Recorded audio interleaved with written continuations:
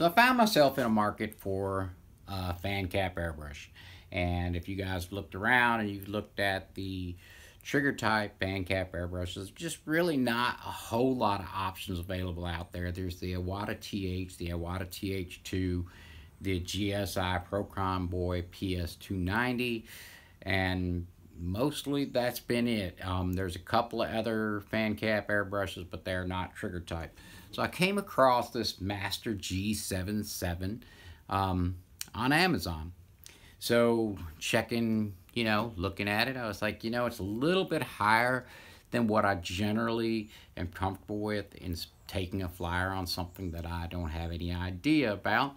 But, it's got a lot of good things going for it. It's got a lot of stuff that came with it.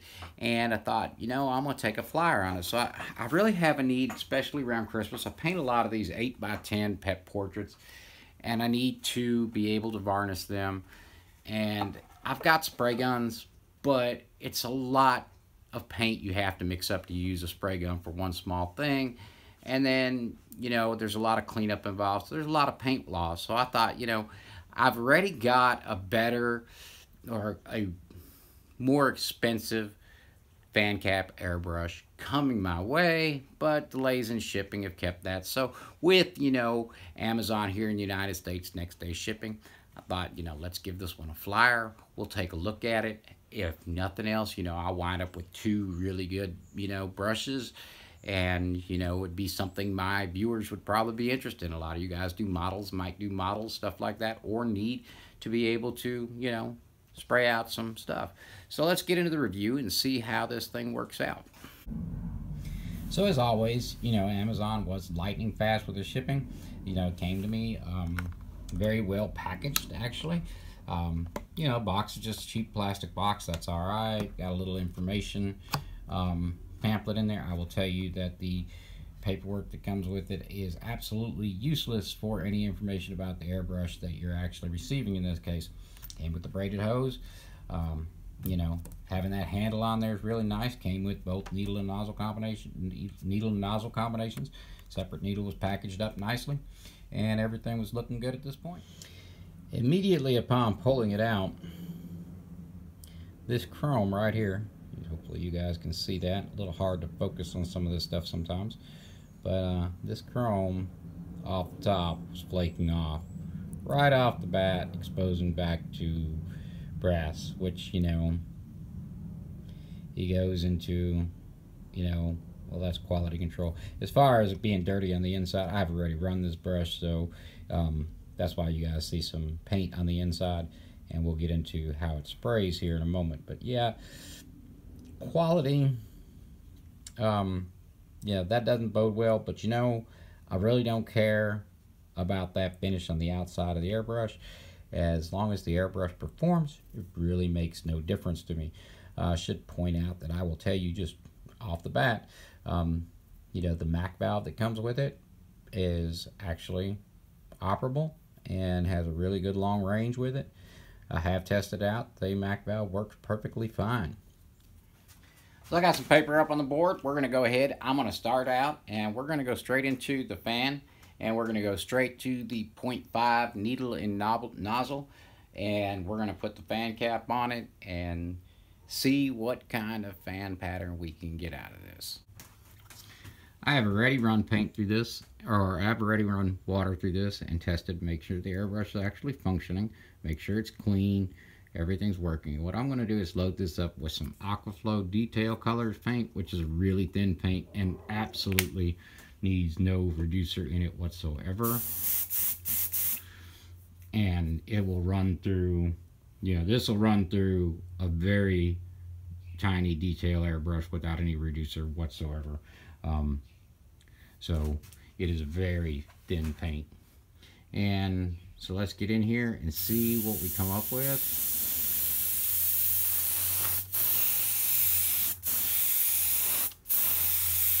I've got the pressure up at 40 psi. I'm about 5 inches away from my panel.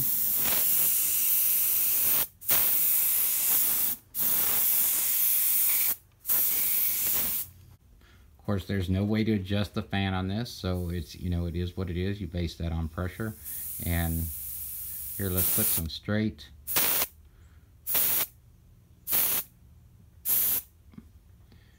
That is much more like a dot pattern versus a fan pattern. So adjust this needle and make sure we can get full flow out of this thing. So this is what happens if you have the needle set to immediately come on. And again, I'm shooting pretty high pressure here. As you can see, I got this set for 40 psi with the trigger pulled, which is the way you test air. Always, your gauge is going to go down when you pull the trigger on your gauge. So when you set pressure, you set it with the trigger pulled like that. So let's turn the pressure down. Half of what I had, and paint will still flow. But I still seem to have quite a bit of a round pattern. Although that's not too bad. Let's try it with some thicker paints, because this obviously would not be good enough to base coat or put a primer or a varnish finish on it, because this paint is much thinner.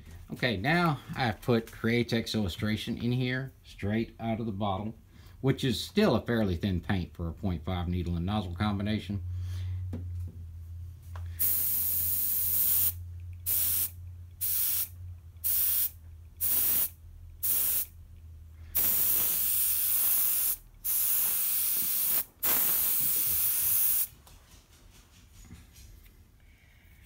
All right, guys, this is 38 psi. My gun.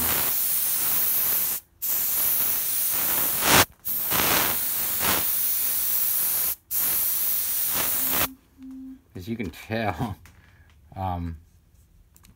yeah.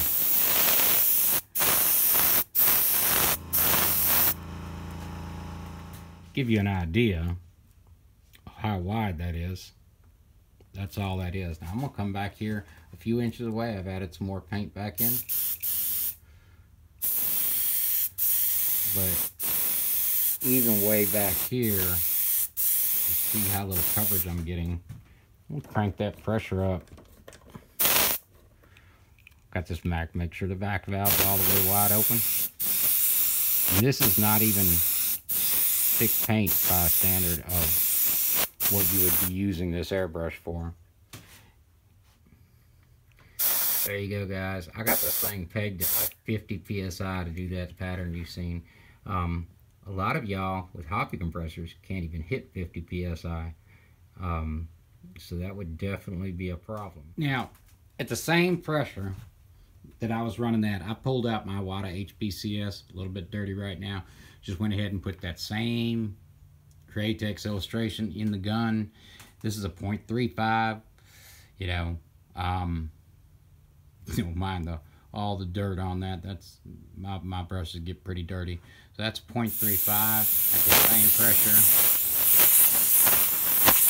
and you realize how effortless that coverage is, even comparison to a brush that is supposed to be designed to spray wide coverage. Yeah, at this kind of pressure, you know, I could come back here with my clips and get great coverage. I mean, and empty a cup out rather quickly. I should have also mentioned, guys, I tried this with a little bit thicker paint, and you know, it wouldn't even spray wicked reduced down like 20%. Really wouldn't pull it out. So yeah, and you could forget about it if you even thought about, you know, obviously you're not going to be able to get any pearls out of this thing if you can't even get, you know, reduced wicked detail. Okay, guys, so I'm not an engineer, but I do have some knowledge of how airflow and things like that work, having worked on a lot of hydronic systems in my previous occupation. and understanding how airflow, hydronics, and things like that all work, you know, I've got a healthy knowledge. Here's what I'm going to tell you, and this is the failure of this airbrush, is look at the needle on this airbrush and look at the taper on that. Any time you see a spray gun or a fan like that, you know usually that taper is very, very blunt. It's very quick to open, so that you can get a lot of paint out really, really quickly. And especially when you're dealing with a trigger, because you've only got that much, you know, that's all you got for flow. If you make it even worse, is the way you really want to set these up is generally you want to set these up. You want to set them up, you pull back just a little bit till you get a little bit of air, and then tighten your needle chuck, and that gives you a little flow so that the air starts before it starts pulling the trigger back. So even then, you've only got that much, you know, that much travel at, and even if you push it forward to just let the paint come out immediately, I mean, that's all the travel length you got. A long tapered needle is suitable for detail airbrushes. They are not suitable for, you know, letting a lot of paint out. And honestly, if you're buying a fan pattern airbrush, you're wanting to let a lot of paint out in a short period of time. You're most likely wanting to do priming and base coating, where you need thicker paints going through there.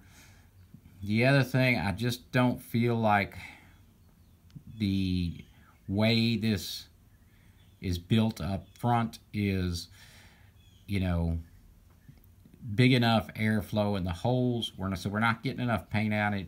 And the way that should, to break that up, these forks should come out a little bit wider and a little bit, you know, fatter. They shouldn't stick out so much and break that at a different angle. And, you know, I've toyed with the idea of actually picking up a replacement needle for this and reshaping a needle and playing around with it just for fun, and actually fixing this. But I realized I would probably have to re-drill these two. It's something I'm capable of doing, but it's not something the average person is capable of doing. So, you know, while I thought about, oh, I should probably do a review on how to fix that for people who are stuck having owned one of these, but, you know, to be honest with you, most people wouldn't be able to fix them, and the time invested would be just, you know, really too great. I mean, being, you know, for the fun aspect, liking to tinker and fix things, because, you know, in a previous life, that's what I did, was fix things, and I like to fix things, but yeah, it's just not going to be a cost-effective or time-effective solution. Now, some people might start asking, am I going to test out the round pattern portion of the airbrush? How does that perform? Well, I have, and it performs suitably. However, I really don't see the need to throw that in this video, because even if you wanted to go with another master, or if you wanted to go with a master airbrush for the round pattern and lever action, they have another model that's $10 cheaper, that's only round pattern. They also have another model that's $10 more with self-centering nozzles and up to an 8.8 tip in it, if you only wanted to worry about a round pattern lever action airbrush. So that would make the only thing unique about this airbrush is the fact that it's a fan pattern, and I would imagine anybody buying this airbrush would be buying it for that fan pattern.